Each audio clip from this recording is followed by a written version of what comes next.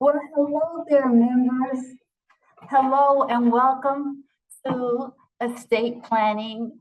We are delighted, honored, humbled to have you join us today. So get ready for an outstanding webinar. You are at Estate Planning Basics, and I am Veronica Dangerfield.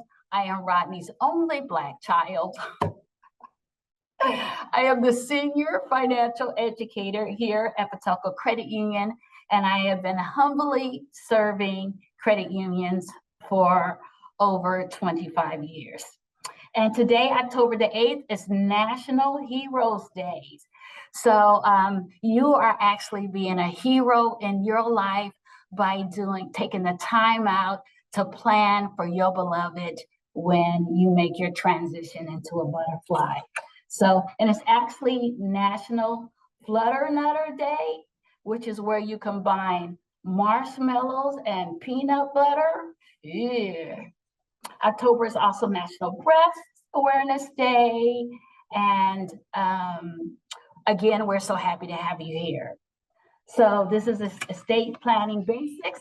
And we have a webinar coming up on October the 22nd. And it's going to talk about student loans, whether you have them, whether you're paying for them, whether you need them. If you have the opportunity, please come to our October the 22nd webinar.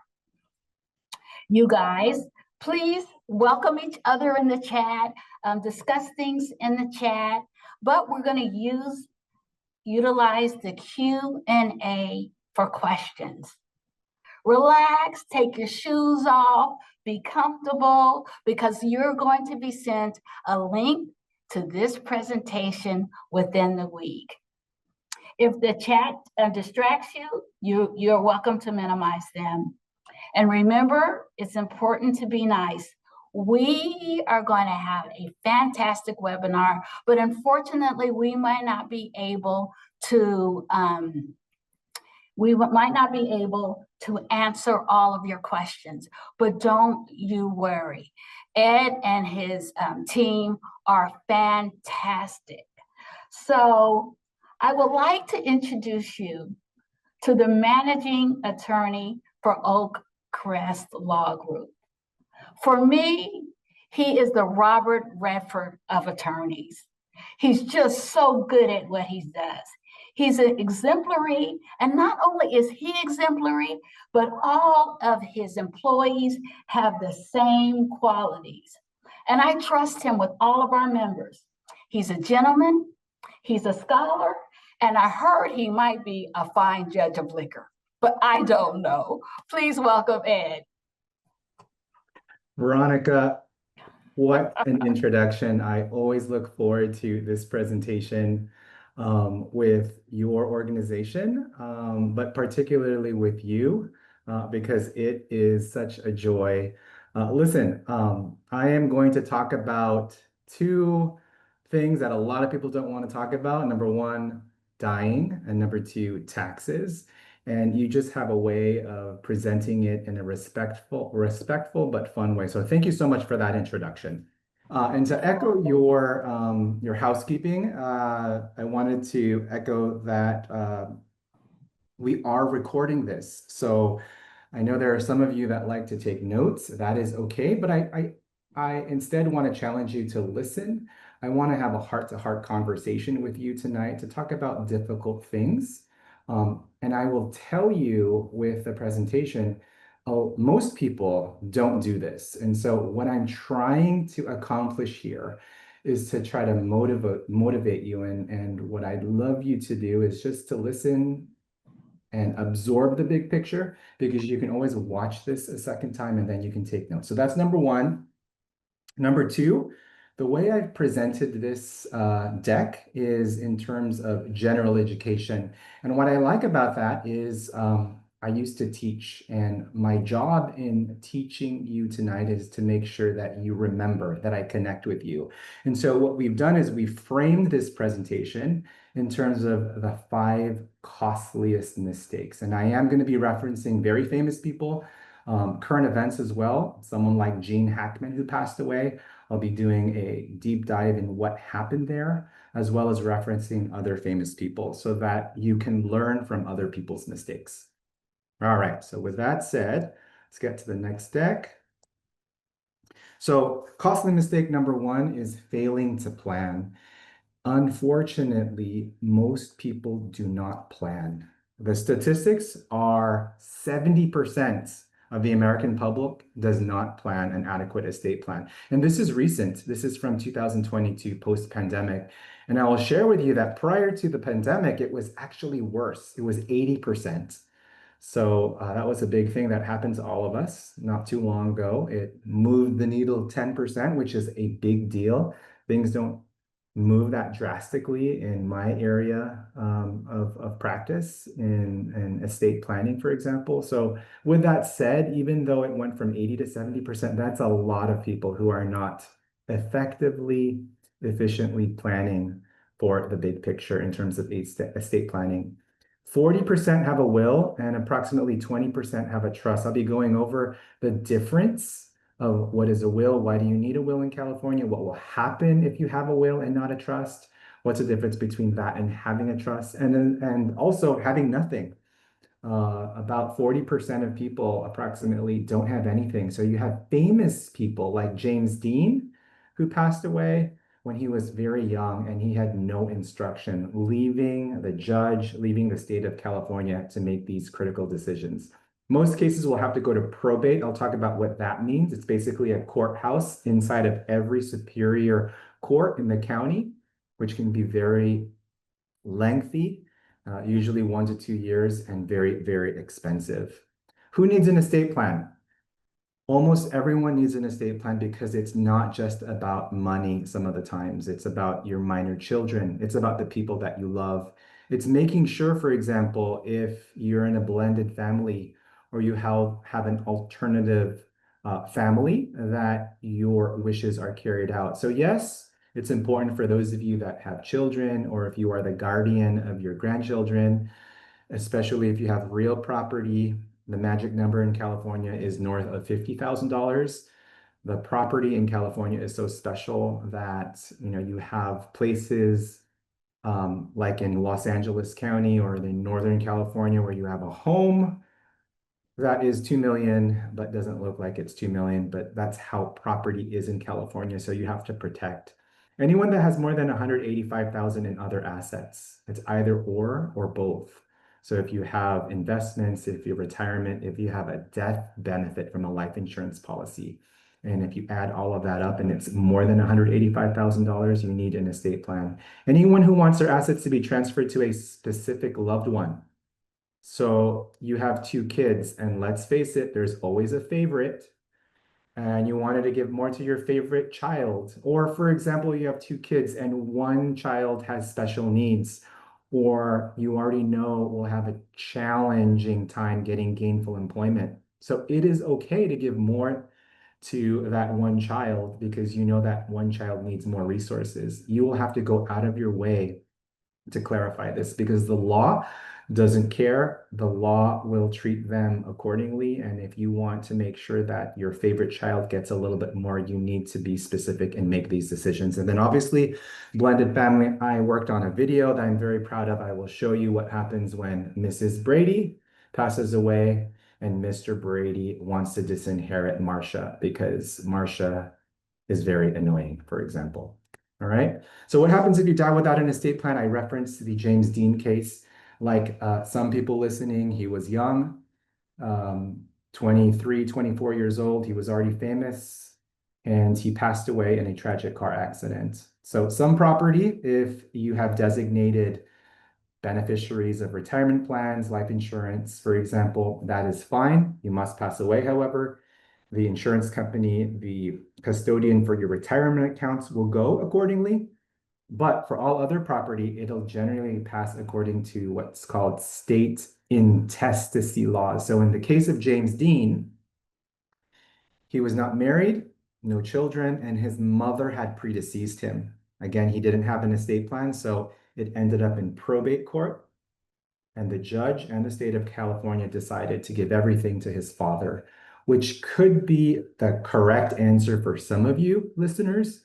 In the case of James Dean, arguably it was the wrong decision because the reality is that James Dean's father abandoned James Dean and his family when he was a young child, right? So if we could have reversed time and met with James Dean and asked him, if you passed away, where do you want your things to go to?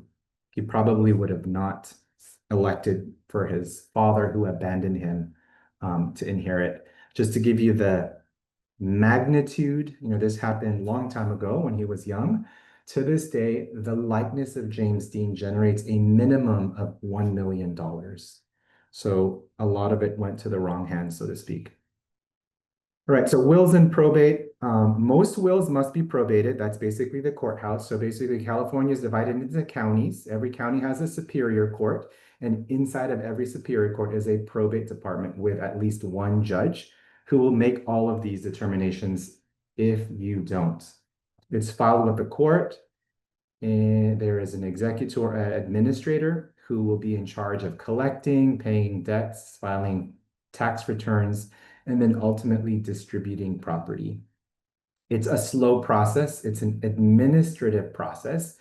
The judge wants to make sure that everything is meticulously completed.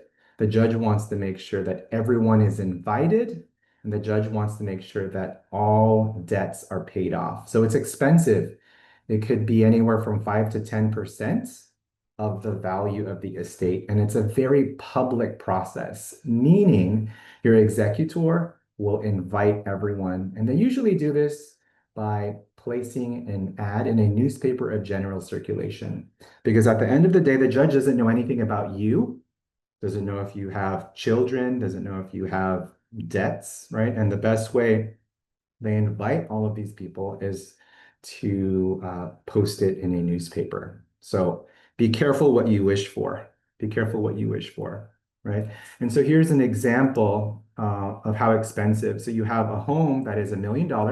However, it's subject to a loan, 600,000, sorry. The equity is only 400,000, but it's 5 to 10% of the total value, or $1 million. So it's already unfair. And then you have different counties in California. Generally takes 1 to 2 years, but you go to larger counties like Los Angeles, for example, it's not unheard of to wait 3, 4, 5 years. And we're talking about straightforward, simple administration. If there is conflict, if there is a challenge, if the beneficiaries don't get along, I've heard of matters that are more than 5 years because it gets stuck in the administrative process. So again, be careful. And remember what I said, a majority of people end up in this courthouse, like 70% of people. So if you are listening to me, there's quite a number of you there, right? Statistically, 70% of you will end up in this court process. So how do we avoid this, right? And that's really what my message is to all of you, is you want to avoid. So what can I do to motivate you to avoid the probate process? So a couple of things. The most important one is the last bullet, by the way. Own property jointly with rights of survivorship. So this is a temporary fix. So if you're married, for example, you will take the property in the form of joint tenancy with right of survivorship. And all that means is if one of you passes, everything goes to the surviving person, your spouse, for example.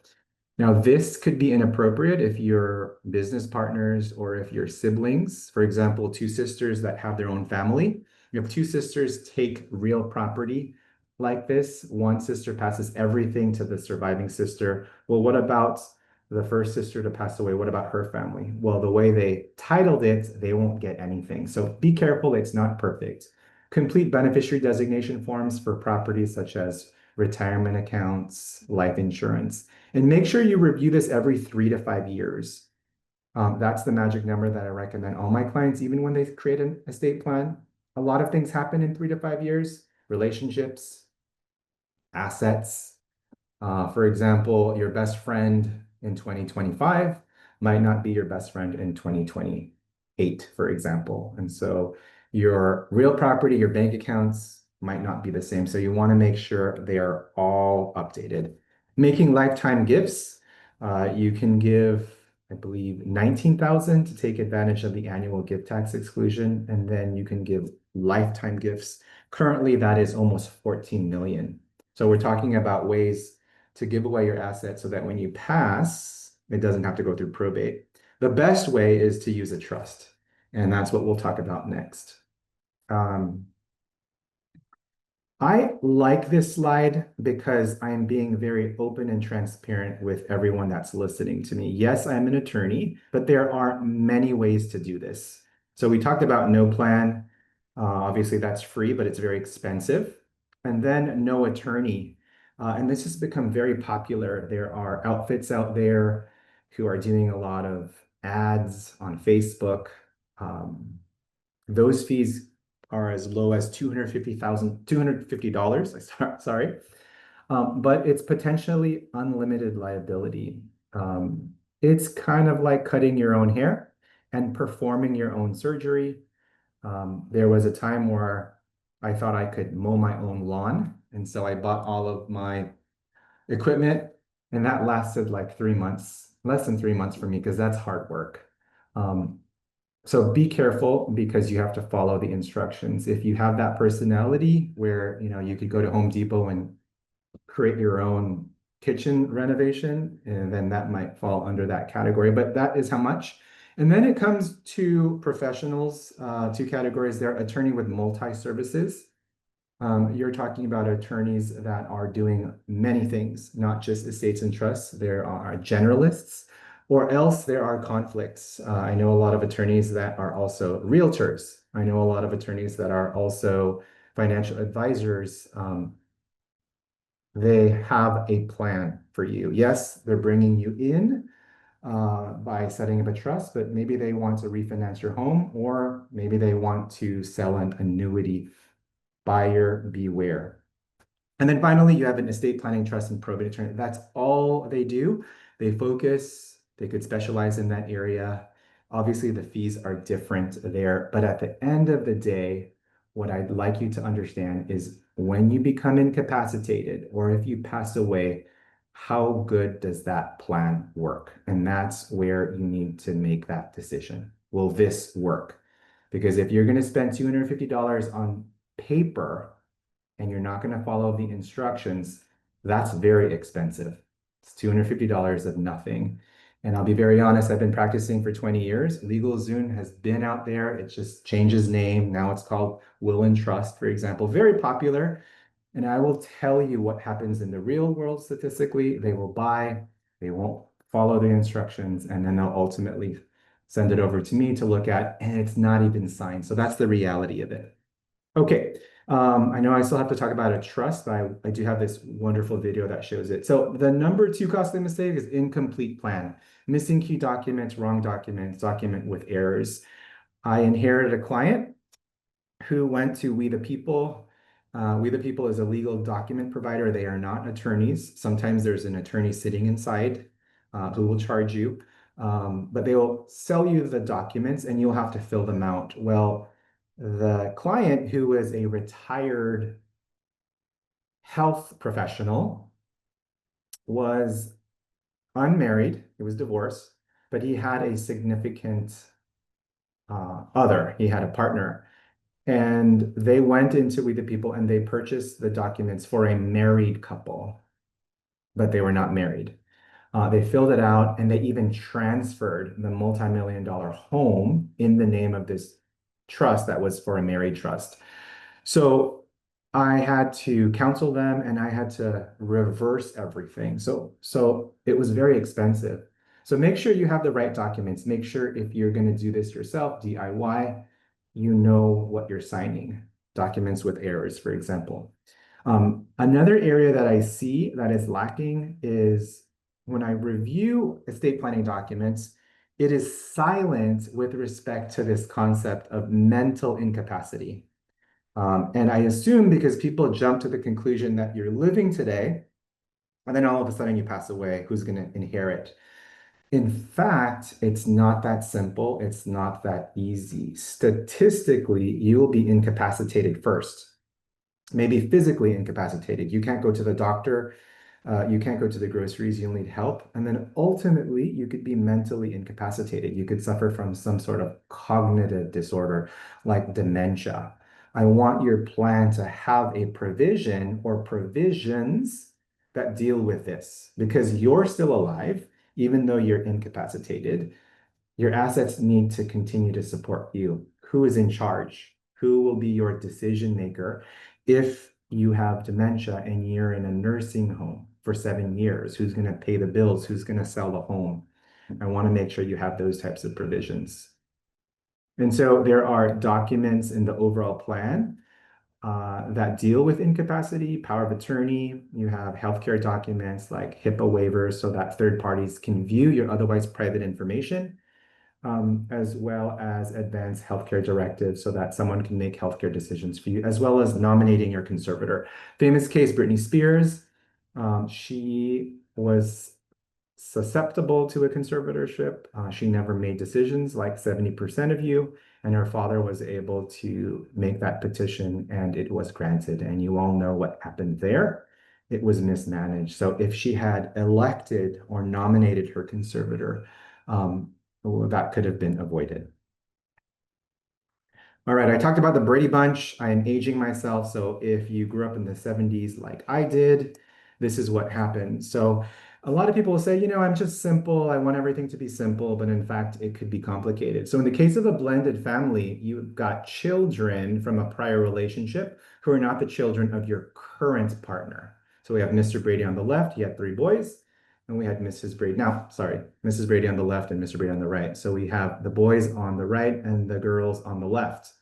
Well, we have to be careful and we have to be specific because again, Mrs. Brady is not the mother of the boys. But what happens if one of them passes away and you keep it too simple and you say, give everything to the surviving spouse?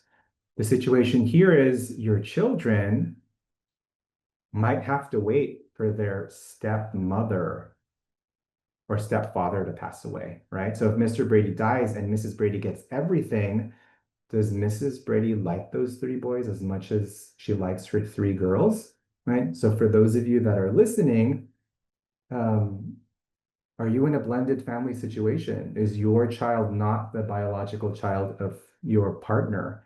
And will your partner take care of your child if you, heaven forbid, pass away first? What assets should we give to the surviving spouse and what assets should we give to your child?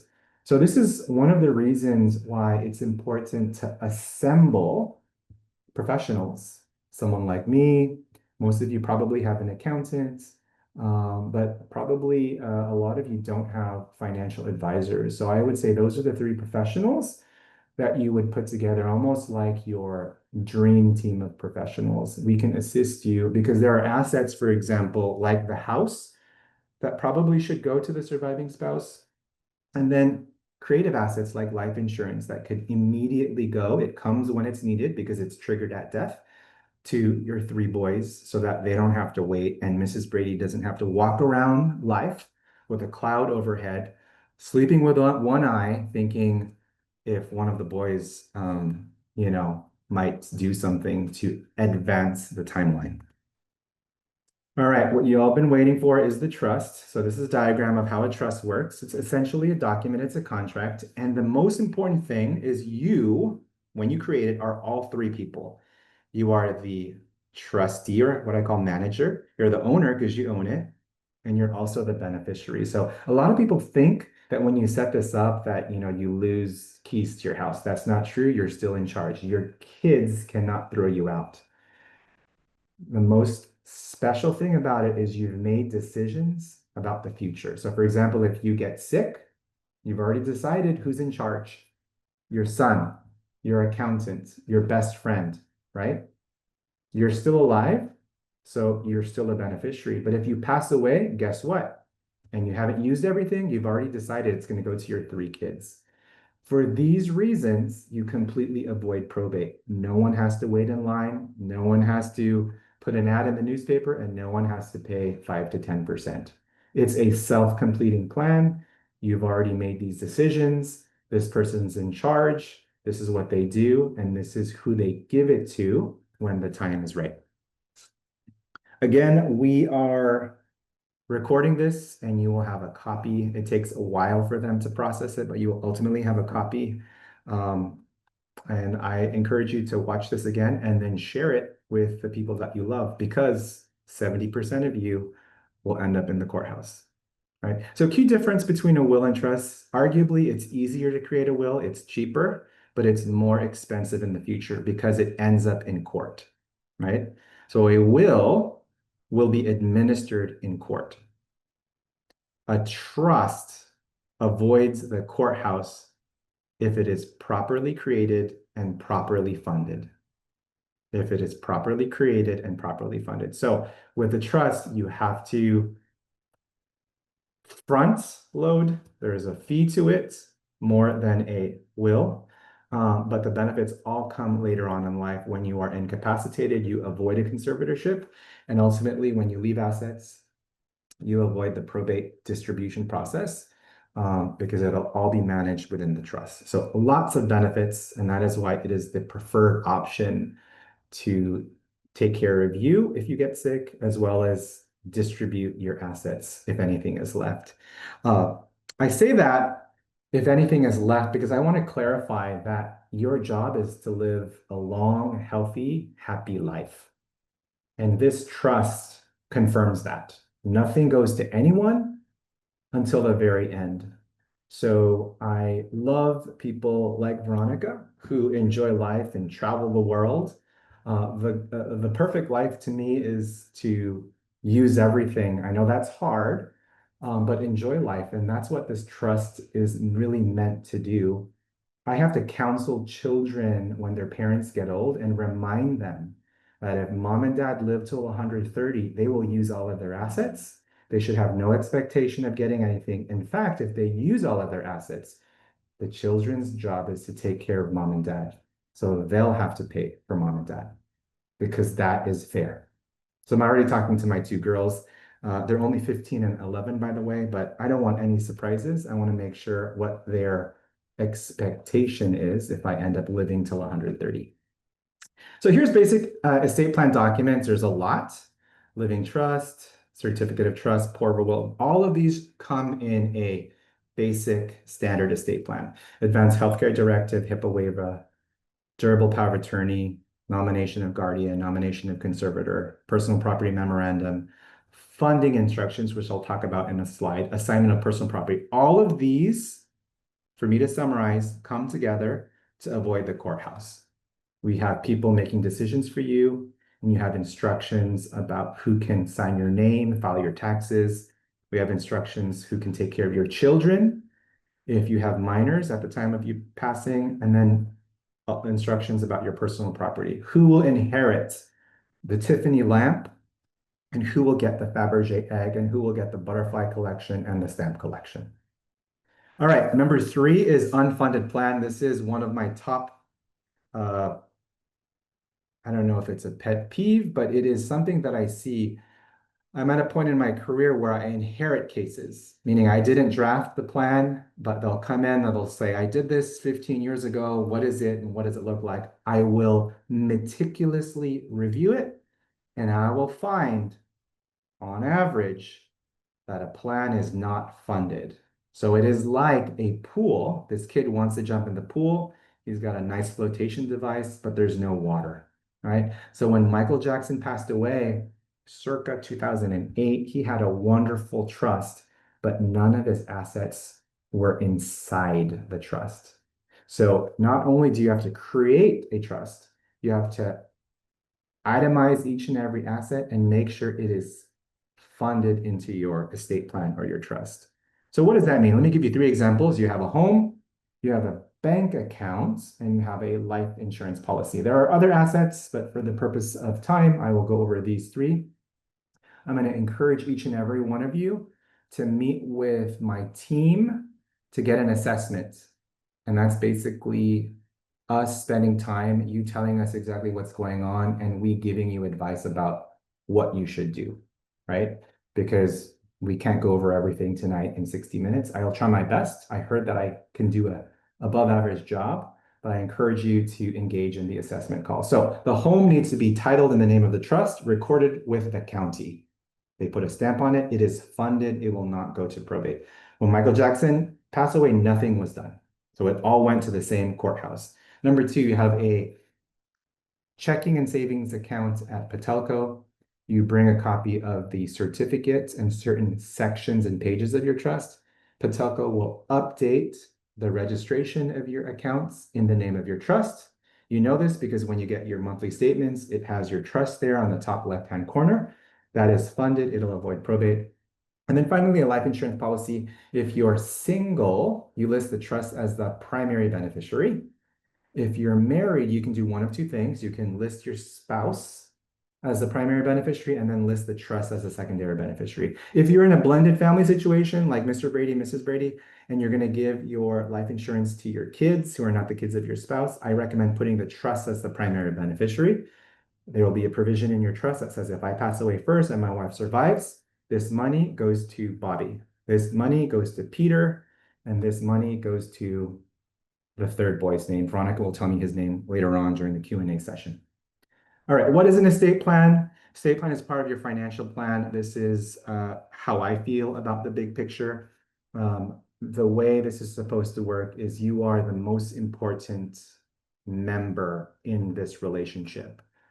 And I know Patelco, their focus is member focused and driven. It's all about you. My job tonight is to provide excellent education so that you feel like, wow, thank you, Patelco, for taking care of me and putting someone that is actually teaching me. So we want to make sure that you get the focus and that you are the most important here. So in terms of creating your estate plan, you have someone like me as well as a financial advisor who work collaboratively together.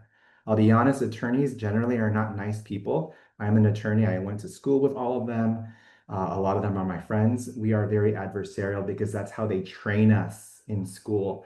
But in estate planning, what we're trying to do is avoid fighting and chaos. So when you're shopping for an estate planning attorney, you want to find someone that has that type of mindset. I welcome collaboration. I welcome friendship because it's through this collaboration and friendship where I can really take care of you. Right? All right. All right, again, we have 5, so we're almost there. This is number 4, fail to update outdated plan. This is, unfortunately, is Mr. Gene Hackman, a very well-respected actor. So you just need to update it. And so in his case, it was an old plan, I think more than 20 years. Remember I said, if you have a plan, you should review every 3 to 5 years because a lot of things happen. A couple of things, he didn't have a great relationship with his 3 children. I believe they were disinherited. And then his wife, who was at least 20 years his junior, the facts suggest that she passed away before him based on the medical expertise. So because she was the beneficiary and it was like in the, was it 90 million or it was a lot, 90 million, 100 million. She was the beneficiary, but at the same token, he disinherited his children. So the question then becomes, who's the beneficiary, right? Any gray area, any area where we don't know, guess where we go? We got to go back to the courthouse. The courthouse is not the most efficient place. It's very expensive. Usually minor controversies can be at least $25,000, for example. And then it's not the fastest place either. So be careful. Deceased or divorced beneficiaries, trust based on old tax exemption equivalents. So a lot of estate plans were created 15 years ago when the estate tax was 1 million or 2 million or 3 million. That's the exemption amount. The exemption amount this year and next year is like $14–15 million. If you have less than that, there are no estate taxes. You don't have to do anything too crazy or too fancy, so long as you have assets south of that. Named minor children, now adults. So maybe it makes sense to choose your son, who is now 40 years old, to be the decision maker. instead of your neighbor. Again, every 3 to 5 years. Number 5, failure to communicate, the clueless family. I did the estate planning for my paternal grandparents. They were immigrants from the Philippines, where my family's from. And in that culture, in my culture, you are not cavalier about death and dying. If you are, there's this argument that you are welcoming it sooner rather than later, and you essentially don't talk about it. And so when I discussed with my grandparents about assets and the trust and who's the beneficiary, um, amongst my family, and I belong to a larger family. My father had multiple siblings and some half siblings because his father married 3 times, my grandfather. And so there was this, it wasn't a rumor, I think it was the truth. My grandmother told the rest of the family because of my questioning, me wanted my grandparents to pass away right away, right? So again, it's misinterpretation and it's rampant in communities and families, whoever you are. Unknown desires. Do we know, for example, that you do not want to be cremated? Do we know if you have a religious preference, right? A lot of these things are so important.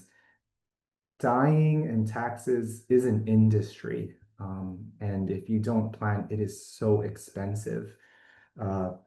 Even burial plots and coffins, that's a whole, it's like getting married and wanting a white dress. That white dress could be $65 if you don't say it's a wedding, but if once you say it's a wedding dress, it's now $600. So plan, plan, plan, and communicate. Let your loved ones know about your intentions. Don't be like a lot of people where they say, well, what do I care? I'm passed away. Let them figure it out. And that's not the way to do it. I've seen that happen so many times. And the people that love you, the people that are mourning for you will forever question, why didn't you get your things in order? So you're really talking about a time in the future where you're no longer here and you have to close your eyes and think who is going to be affected, who is going to miss you. It's these people that you do this for. Yes, for you too, because you're going to be taking care of yourself if you become incapacitated, but you're really doing this for the people that you leave behind. This is a picture of a casket. There are no hitches. There's no trailer. You cannot bring it with you if you leave things behind, right? The last thing that you want to do is be a burden on your family. And unfortunately, that's 70% of people, right? So my goal here tonight is to educate you, to give you the proper resources and tools so that you know, ultimately, when you do this and you close your eyes every night, that you're going to say, I've done all things reasonable. I've tried my best so that you can live with the peace of mind that when the time comes, you are going to leave your loved ones in a position of strategy, in a position where they don't have to wait and the estate that you've created over these many years will be efficiently transferred to the next generation. So this is the basic estate planning documents. You are special because you are members of Patelco. We include these additional things as part of the package. We also do the grant deed. I know some of you own multiple real properties because you guys are investors. This is for one. There's an additional fee if you have more than one real property, and we will file it with the county recorders as well. Letter of wishes is a document that explains, for example, why are you giving to charity? Why is your university getting 20%? Or why junior is getting 10% more than your daughter? Your son is getting more because, let's face it, he's the favorite. There is always a favorite. And then a hard copy estate planning binder. This is a beautiful binder and we put all original documents in there. So I talked about taking care of the members, and let me just go back so that there's a little bit of effect here. Sorry. So I talked about this, and I mentioned that it's about $5,000 and that there is a Patelco Credit Union special, right? And so the special is, again, sorry for this, is this fee right here. It starts at $2,950. That applies most of the time. Again, you will have to do an assessment. We'll have to figure out what's going on. And that is the special fee that we have negotiated for the members of Patelco Credit Union because you guys are special. All right, so how do you do this assessment? This is complimentary. So there's 3 ways to do this. It is this QR code. If you know how to do that, open your camera, focus on the QR code, and then you click on the website there. It'll take you right to the page. You can also email us, support@Trusted Attorney Network. That's a mouthful. TRUSTEDATTORNEY network.com. Or I love old-fashioned telephone, and it is toll-free, 888-928-5880. I'm going to pause for 5 seconds so that you guys can take a picture of this because I need to move on to the Q&A. So I'll pause for 10 seconds, take a picture of this.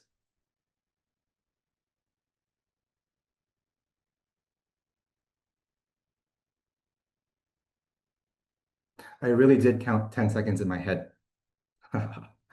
All right, so I'm going to turn it back to the wonderful Veronica, who I cherish so much for Aw. everything from setting up to just setting the tone. Veronica, real quick, you won an award that I didn't get to congratulate you. Is something Oh, about what you do. Can you tell me and the audience that award that you? I won the 2025 Financial Literacy Teacher of the Year, Financial Educator of the Year.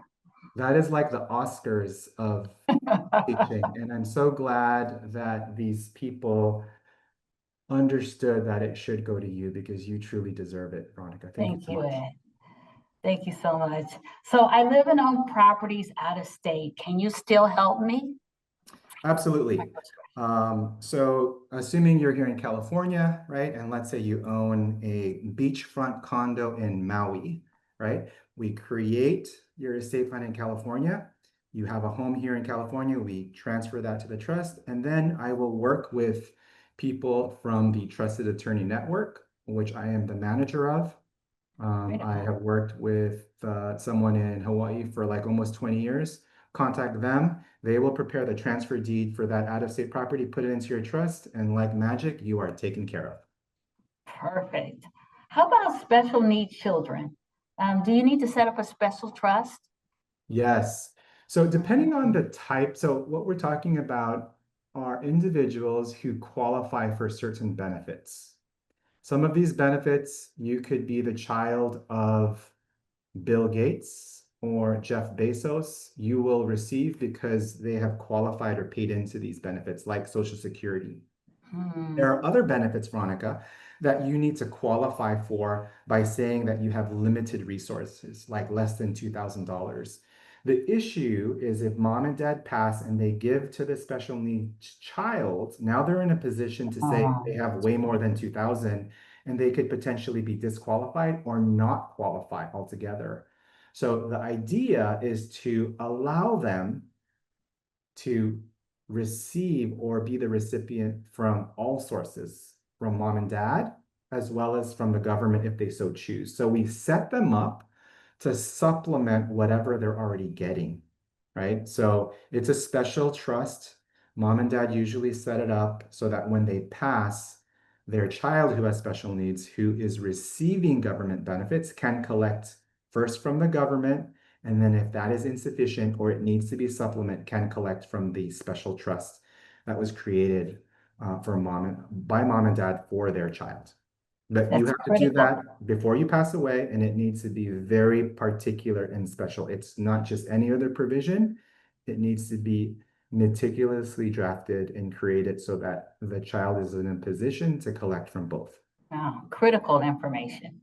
So I have some family members, but I don't really trust them enough to put them on my trust. What do I do? Yeah. I'll be honest. Most of my clients choose family members just because that's what we do. We choose Junior, who is 18 years old, but should be the last person to be making these decisions because Junior lost someone, lost mom and dad. They are not in the right mindset. And now you're expecting Junior to take care of your mortgage, your retirement account, your taxes. Junior's financially immature naturally, right? Or it could be you have someone that is older, but you just don't trust them because they lived their life a certain way. So I'm a big fan of professionals.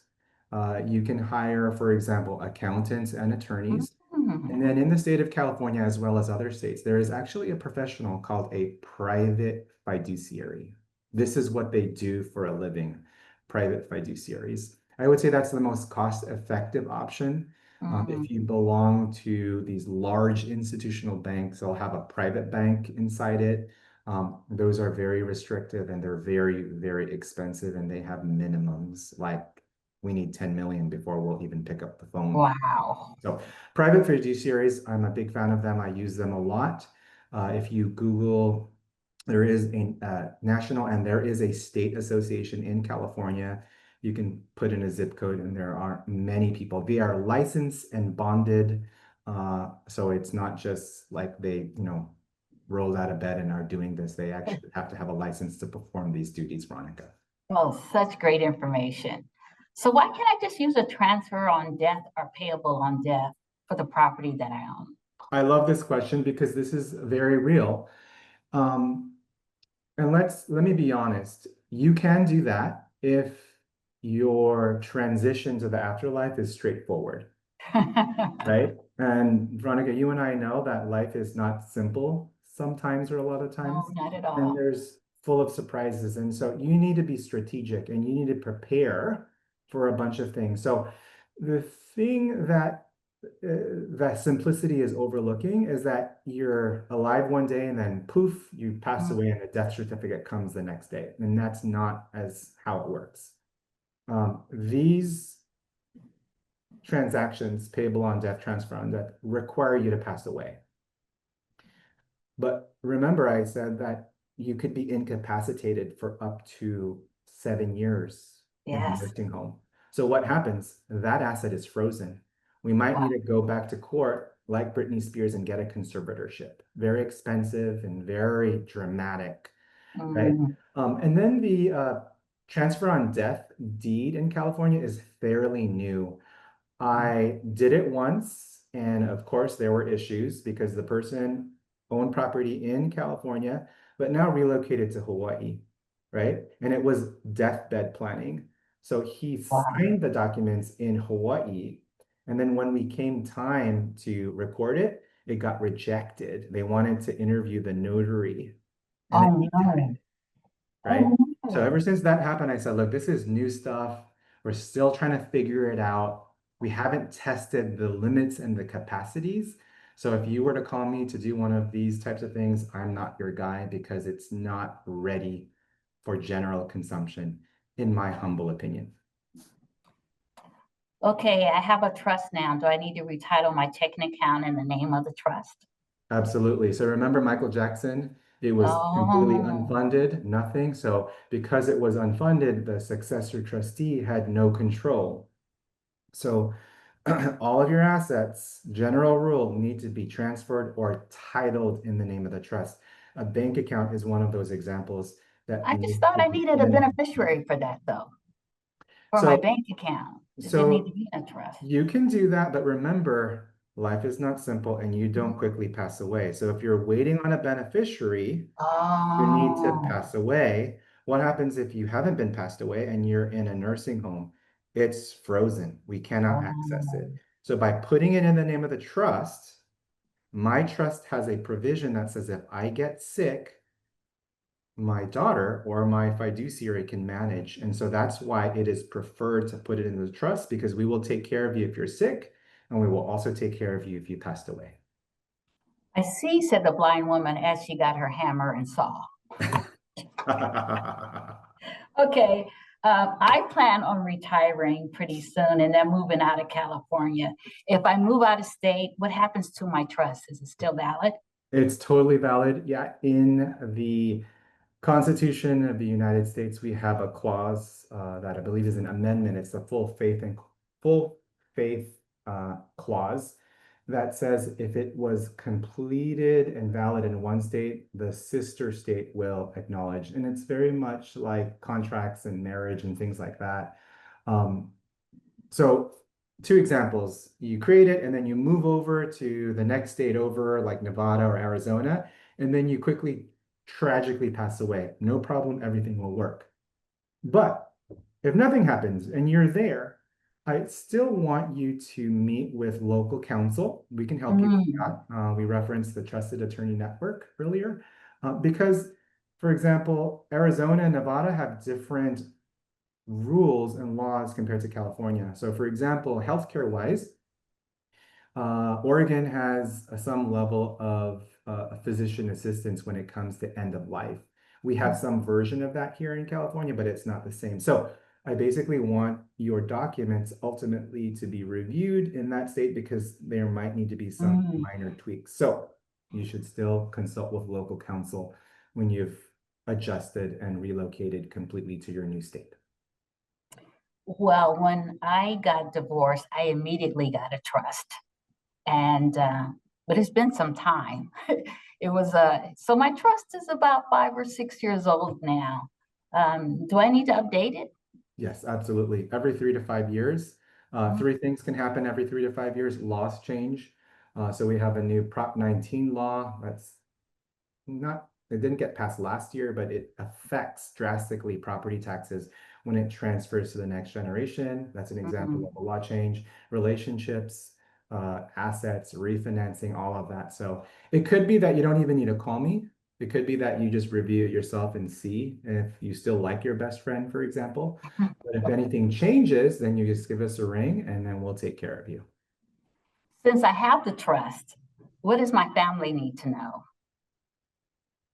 I would recommend connecting your successor trustee with your dream team, your professional team. They should know who your accountant is, they should know who your financial advisor is, and they should know who your attorney is, estate planning attorney. I have a clause in every engagement agreement where my client hires me that says in the future, if the successor trustee decision maker contacts me and I believe they're telling the truth, I can share everything and anything with them. So for example, my client is 60 years old, and then when my client is 85, his son calls me and I look him up. Yes, he's listed as the primary decision maker. He's told me, that dad's in the hospital. If I feel comfortable, I can share documents with him. So that son has everything he needs to rescue dad, to make decisions for dad, because timing is of the essence. So you keep a copy of the estate planning documents at your office, or do I have the final copy? Who has? Yes, great question. I love this. These are real questions, Veronica. You have all the originals, you have all of the hard copies, and what I do, with your permission, is I hold on to digital copies. So I have everything and anything so long as I drafted them. And in the state of California, 98% of the documents are valid, even digital electronic copies. We don't need originals except for 1 or 2 documents. That is good to know, because I always worry if the house is on fire and the trust is gone, what's going to happen? Yeah. I'm dealing with a situation right now. Multi-millionaire, wife died, and now no one has a copy of the trust. Surviving husband now has a new friend. Oh no. And there are children, and the surviving husband wants to do something fancy with the new friend. So and I'm like, well, where's the trust? I need to know, and so we're being creative, but make sure you're dealing with an organized attorney, so that if we call him or her, we can get a copy easily. Fantastic. I'm concerned, we got a question here. I'm concerned about my son's spouse. I love my new daughter-in-law, by the way, but is there anything I can do to protect my son's inheritance so that his spouse wouldn't take it away from him? Or if I pass away before my spouse and my spouse decides to remarry, although he will never find anybody like me, is there anything I can do to protect the community property? I want to make sure my Yeah, I children. love this question. And in closed doors, Veronica, when I'm counseling my clients, husband and wife, this is the number one question for all mothers when their kids get older and they get remarried. So number one, let's avoid probate, set up a trust. We'll avoid the courthouse. Number two, let's protect the money for the next generation, for the kids.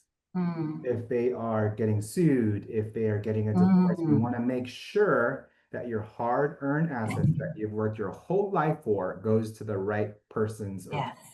So yes, if that is a concern, you need to tell me. So this is why it's so important for you to schedule this assessment so that we understand what's important to you. And what we can do is when we set up a trust for your child, we can protect it so that, heaven forbid, they have a subsequent dissolution, the assets will not be divided in family court. It'll stay separate because that's how we structured it. Absolutely. Let's do it. Fantastic. So I purchased my home in 1976. My children would like to keep the family home after I pass away. What will happen to the property taxes once I pass away and my children inherit the house? Yes, this is a new law. I want everyone to listen. This is a new law, Prop 19. It used to be so easy for your children to inherit your home and pay the same exact property taxes for that home, as well as $1 million of something else. So if you own multiple homes, for example. Well, they drastically limited this when they passed Prop 19. And now two things need to happen. Number one, that child needs to sign a document under penalty of perjury that she is living there, which is a huge requirement. That's number one. Number two, only to the extent of $1 million of growth. And the way we calculate that is the current assessment plus $1 million. If it's in that range, then the property tax will stay the same. But that child needs to sign a document saying they're living in there too, which didn't exist prior to. So a lot of things to happen. Of course, I'm a practitioner. Of course, I've figured things out. There are ways around this, right? So if that's something that you'd like us to look into, there are strategies where we can guarantee the same property tax, even if it's gone past $1 million. This only generally happens to the personal residence, but we have creative strategies for other types of real property like investment property and multifamily dwelling and apartment buildings. So give us a call, we can help. Well, that's fantastic because generational wealth in the Bay Area, everybody's house is at least $1 million. So Yes. That is fantastic. You know, Ed, last time you did the presentation, you talked about writing the letter to each of the children. And I did that. And I know that when I make my transition, that not only will they have a wonderful trust, and I'm protecting them, this is a love letter to them so that not only am I loving them in this life, I'm loving them in the afterlife too. And that's why I so appreciate you coming today and taking care of our members and having a thorough, educational, heartfelt conversation. Thank you so much. My pleasure, Veronica. Thank you so much for inviting me multiple times. I know I've been doing this for many years. I really enjoy it. I really enjoy your members and I enjoy working with you and your team. So members, give Ed a call, protect your loved ones, protect your financial health, and thank you for coming this evening. We appreciate you, we love you, and we will see you on the rebound. And also your team, Ed. Thank you, Rachel. Thank you, Greg. Thank you, Megan. This is an amazing evening, and we are very, very grateful. Have a good evening, everybody. Good night. Good night. Hey, thanks for watching. Want more financial advice? Make sure you watch the video here. And want to hit that subscribe button for more financial deliciousness? Hit that button here.